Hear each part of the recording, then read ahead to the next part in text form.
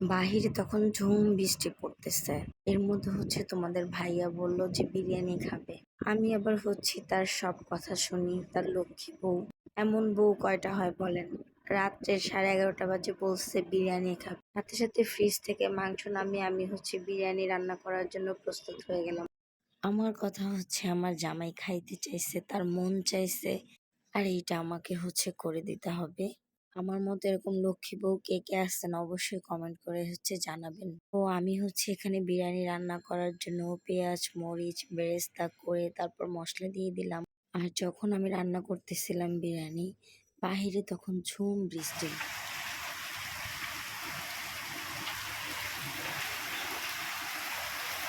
অল্প একটু আর কি ভিডিও করতে পারছি, কারণ বাহিরে তো অন্ধকার, তেমন একটা দেখা যায় না।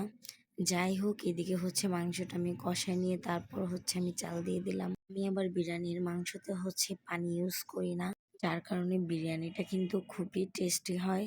মাংসটা একদম কম জালে আমি ভালো করে কষিয়ে নিই। তো চাল দিয়ে পানি দিয়ে দিলাম। এখন এখানে আমি গরুর দুধ ইউজ করব, একটু বেশি করেই দিব। এইটা দিলে খুবই টেস্ট হয় বিরিয়ানিটা।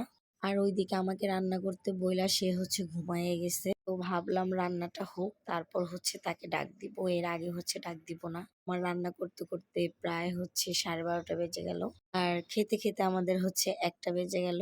তো সে এখন খাচ্ছিল আর বলতেছিল অনেক তাড়াহুড়া করে রান্না করছো, তা অনেক মজা হয়েছে, তোমাকে অসংখ্য ধন্যবাদ। সো ভিডিওটা কেমন লাগলো কমেন্ট করে জানাবা।